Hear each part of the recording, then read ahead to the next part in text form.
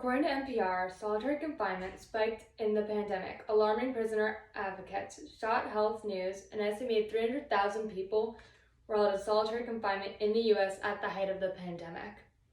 Solitary confinement is a practice that's commonly used in prisons. While it is commonly used, it is known to be detrimental to the prisoners in these prison systems. According to Medical News Today, people who experience solitary confinement are more likely to develop anxiety, depression, suicidal thoughts, and psychosis. The practice also affects physical health, increasing a person's risk for a range of conditions, including fractures, vision loss, and chronic pain. Over the years, many studies have shown that solitary confinement is an inhumane and old practice that needs to leave our prison systems. Today, I will be going over the effect that solitary confinement has on people, the effectiveness of this practice in itself, and alternatives to solitary confinement. According to The Guardian, solitary confinement is the practice of isolating people in closed cells for 22 to 24 hours a day, virtually free of human contact for periods of time ranging from days to decades. 22 hours to 24 hours a day. Now, we had something, I guess, slightly similar with the pandemic and quarantines. But imagine that, where you have zero contact with anyone, you cannot leave a room, and there's no cellular devices or TikToks. We can all believe that that is just extremely inhumane and has to be causing extreme psychological effects. As I stated earlier, suicidal thoughts are a common issue, but the rates of actual committed suicides are even worse.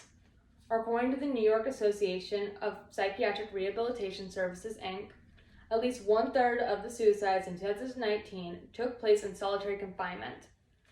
The rate of suicides in solitary in New York prisons were 10 times higher than the overall national prison suicide rate, and is likely even higher because of lack of data on suicide in keep block and other forms of solitary. We are putting people into a system where they are most likely to commit suicide. Now you'd think, okay, the logical thought is we must be doing this because it is extremely effective. That is simply not the case. Many studies have shown that solitary confinement is actually not effective in the slightest. According to SPL Center, solitary confinement does not improve public safety. Studies show that when people who have been in solitary return to their communities, they are more likely to commit crimes than those who were not subjected to it. I mean, it makes sense when you honestly think about it. We're putting people in cells where there's no human interaction.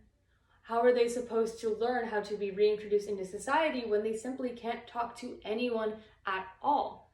That is why there are more effective methods to do this than solitary confinement that doesn't cause extreme mental and physical effects and doesn't isolate people to the point where they do not know how to act like basic human beings anymore. According to the American Progress, in 2016, the RNAD Corporation produced a report that shows that individuals who participate in any type of educational program while in prison are 43% less likely to return to prison. In addition to reducing recidivism, education can improve the outcome from one generation to the next. Education is the alternative and is significantly more likely to cause less recidivism. And it's helping with generational issues. Often people who have family who went to prison are more likely to go to prison.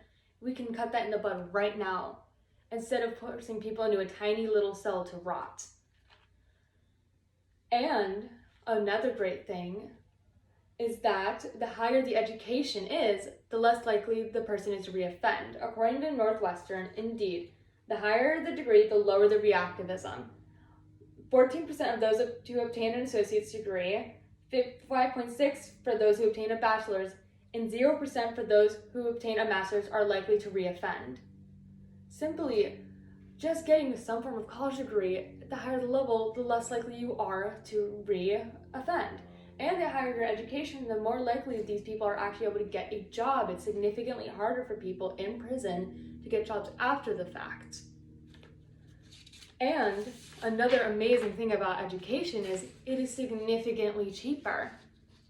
According to Northwestern, prison education is highly effective and cost-effective.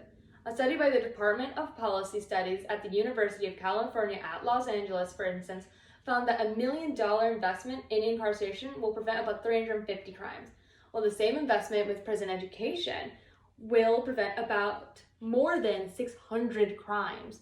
Education is almost twice as effective as incarceration. Why wouldn't we do this? Now, we hear these statistics and most of us cannot really visualize it if we don't have family in prison. But imagine one of your loved ones, like your brother or your dad, were in prison and are in solitary confinement, and you know every night when you go to sleep, they are having zero human contact and are stuck alone with their thoughts and aren't even seeing the sunlight. We wouldn't want to have that treatment. Most of us had a hard time during quarantine where we were in the comfort of our houses. Imagine that you're stuck in a little cell, you can't talk to anyone, and you are stuck with your thoughts. We all have trouble with our thoughts. That is just so cruel. So as I've stated, solitary confinement is simply an outdated, inhumane practice. It harms the prisoners, it harms our wallets considering our tax money goes to these prisons, and we have educational systems which are significantly more effective and cost effective. I know personally I'm going to be talking to my representatives on why I believe solitary confinement should be outlawed and why they should push for this. And I urge you to do the same. We can actually do something. We hold the vote. We can talk to everyone and say, hey, we do not agree with solitary confinement. All it takes is for you to stand up and show that you simply do not agree with the harm of other human beings.